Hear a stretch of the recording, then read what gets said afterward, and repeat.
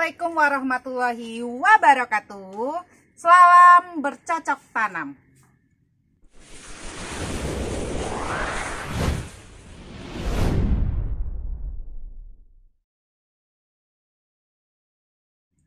Teman-teman, seperti di video saya sebelumnya, saya akan cari kopi lanang atau kopi untuk stamina ya.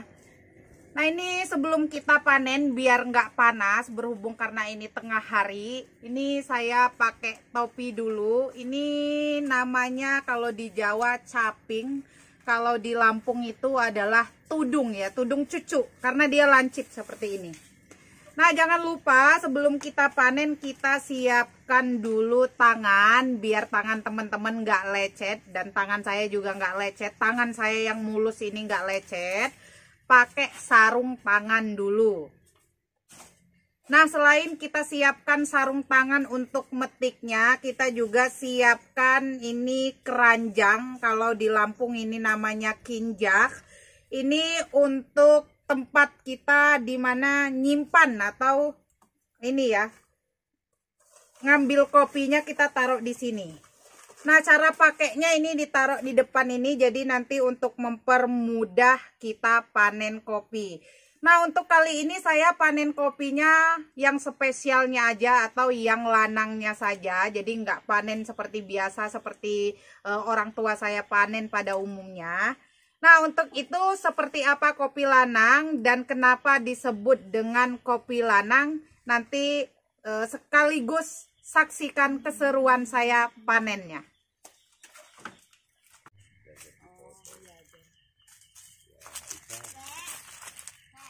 Oke teman-teman, sebelum kita panen kopi lanangnya, kita cari-cari kopi lanangnya. Sebelumnya saya mau kasih penjelasan terlebih dahulu seperti apa kopi lanang. Nah, kopi lanang ini sebenarnya sama aja dengan kopi-kopi jenis yang lain karena pohon atau asalnya juga dari jenis-jenis kopi. Kopi yang lain gitu, dari robusta, kopi jenis cenggiring yang seperti tadi, terus arabica ya, sama aja. Semua ada kopi lanangnya. Nah, kenapa ada kopi lanangnya? Karena ini juga sedikit saya jelaskan bahwa kopi lanang ini adalah kopi di mana yang tumbuhnya adalah kelainan genetik ya. Nah, ini saya contohkan sama teman-teman. Ini dimana kopi itu yang seharusnya ya, atau yang pada umumnya tumbuh itu setiap kopi itu isinya dua ya, satu pasang seperti ini. Nah, satu pasang seperti ini. Nah, untuk kopi lanang itu kenapa disebut dengan kopi lanang? Karena dia tunggal atau isi dari satu buahnya itu hanya tumbuh atau berisi satu. Nah, ini kelainan genetik, tapi kenapa disebut kopi lanang? Ini kopi lanang karena dia kopi tunggal. Nah, ini saya buka ya. Ini selain dari kelainan genetik tadi, di mana dia yang nutrisinya yang tadinya pada umumnya terbagi menjadi dua, tapi ini hanya satu. Nah, kopi lanang ini saya baru dapat sedikit ya. Dapat sedikit, ini isinya hanya satu ya. Nah, jadi kalau ada teman-teman yang tanya kopi lanang itu seperti apa atau pohonnya seperti apa, itu sama saja dengan jenis-jenis kopi yang lain, hanya saja yang membedakan adalah buahnya, dimana yang isinya itu hanya satu. Nah, ini bagus ya teman-teman, bagus untuk stamina atau untuk obat kuat ya. Nah, ini isinya hanya satu seperti ini. Kalau kopi-kopi pada umumnya itu isinya dua ya, rata-rata dua, bahkan ada yang isinya tiga. Nah, nih, satu pasang ya. Nih.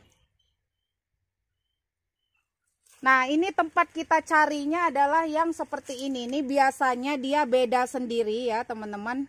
Ini yang kopi lanangnya itu bulat, selain dari bulat bentuknya dia juga agak kecil, beda dengan pertumbuhan-pertumbuhan yang lainnya atau yang pertumbuhan pada umumnya.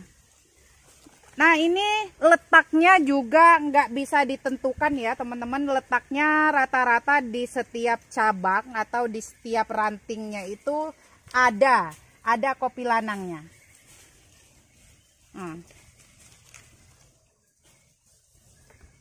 Nah, ini untuk harganya kenapa mahal juga, karena dia diproses penyortiran atau diproses pemilihan terlebih dahulu. Dan diambilnya juga posisinya harus mateng. Beda dengan kalau misalkan panen kopi yang biasa. Kalau udah kuning seperti ini dia udah dipanen.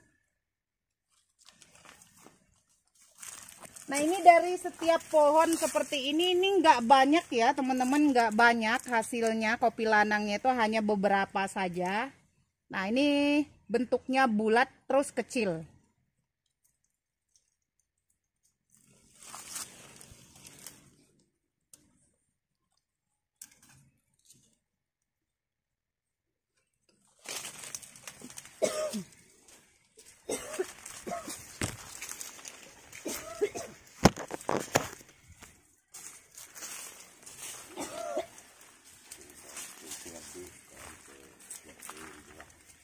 Nah, ini juga termasuk bagus ya buahnya, ini sampai dikasih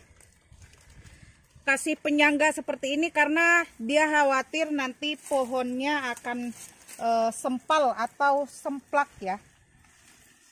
Nah, ini bisa dipilih dulu dari bagian-bagian yang memang ada kopi lanangnya seperti ini. Nah, ini lama ya teman-teman, ngehasilin 1 kilo aja bisa seharian nyarinya.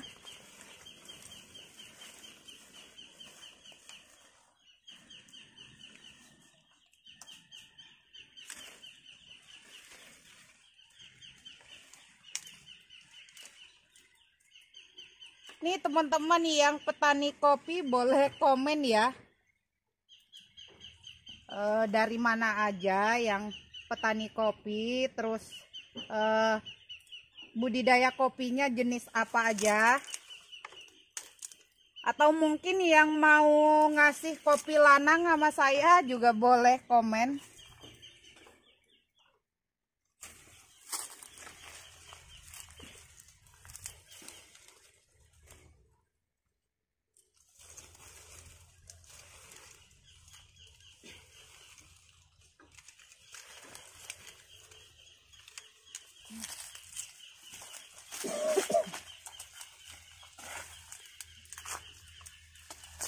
Ini gedang, kalau orang Lampung nyebutnya gedang. Terus ininya pepaya ya, ini California, jenis California. Jadi selain dari petani kopi, orang tua saya sengaja di sela-sela kopi itu ditanami pepaya, jadi biar bisa panennya nggak hanya satu, jadi bisa diselang-seling. Jadi misalkan bulan ini kita panen kopi, 3 bulan seterusnya setelah kita panen kopi, sebelum nunggu panen lagi kita bisa panen pepayanya terlebih dahulu. Nah, ini yang bisa setiap minggunya dipanen ya.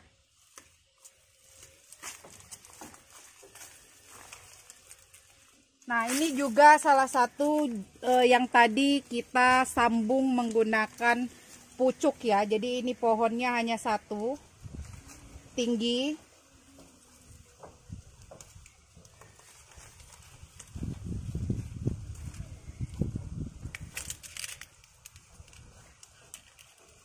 Ini alhamdulillah ya teman-teman, saya dulu sekolah sampai besar ya, sampai lulus sekolah, selesai sekolah, ini hidupnya atau biayanya 100% dari hasil orang tua bertani atau petani kopi ya.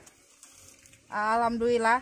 Nah, giliran anaknya senangnya tanaman hias, tapi tetap nggak bisa pindah atau nggak bisa beralih ke pekerjaan atau rutinitas yang lain. Tetap ujung-ujungnya jadi petani ya. Jadi bukan berarti kita sekolah tinggi-tinggi jadi petani terus sekolahnya percuma ya. Jadi sekolah itu juga penting untuk wawasan dan untuk ilmu pengetahuan ya. Jadi meskipun kita jadi petani juga harus tetap sekolah. Jadi untuk menunjang ya ilmu pendidikan itu untuk menunjang keberhasilan juga. Jadi saya nggak bilang percuma sekolah tinggi-tinggi kalau nanti ujung-ujungnya jadi petani. Jadi sekarang banyak banget petani canggih ya, petani milenial ya, petani muda, petani sukses. Nah ini ya teman-teman, hasilnya udah ngoceh-ngoceh hampir setengah jam, hasilnya cuman segini. Nah ini ya kopi lanang, ini bagus untuk stamina atau daya tahan tubuh ya, lebih tepatnya obat kuat stamina.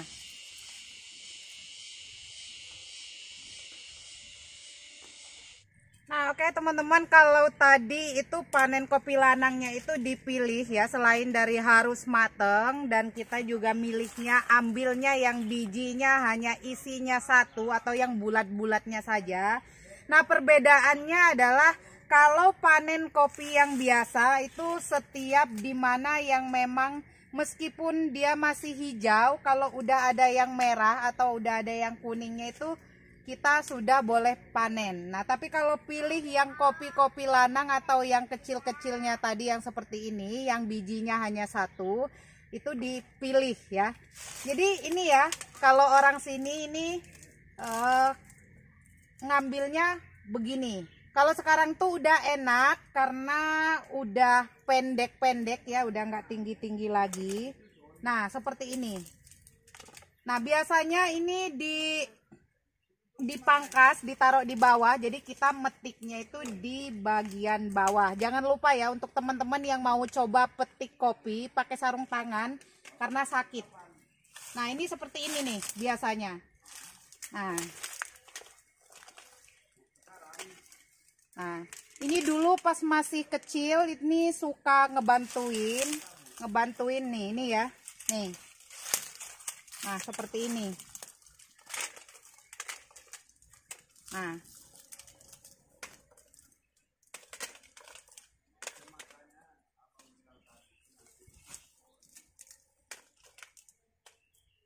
kalau udah mateng mudah ya metiknya karena dia lembut atau enggak terlalu keras, enggak terlalu kuat tempelannya di ranting seperti ini.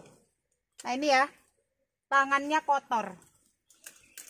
Salah satu alasan saya males ya, bukan males tapi lebih ke kurang suka, sakit tangannya.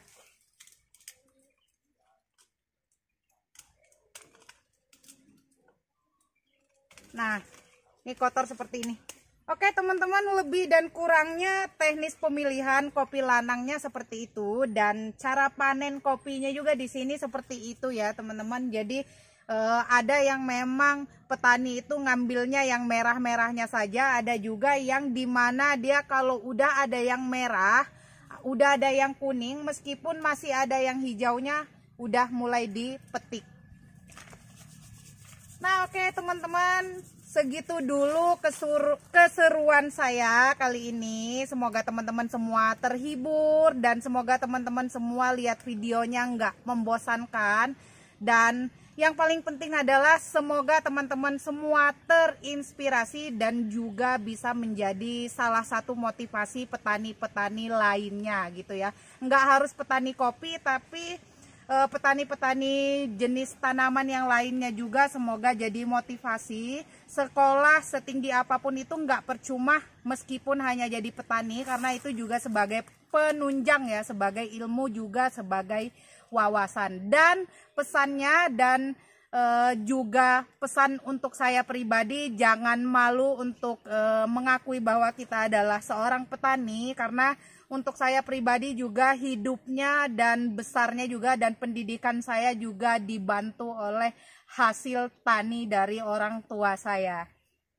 Nah, lebih dan kurangnya saya ucapkan mohon maaf yang sebesar-besarnya. Akhir kata, wabillahi taufiq wal hidayah. Wassalamualaikum warahmatullahi wabarakatuh. Sampai jumpa di video-video saya berikutnya. Dadah.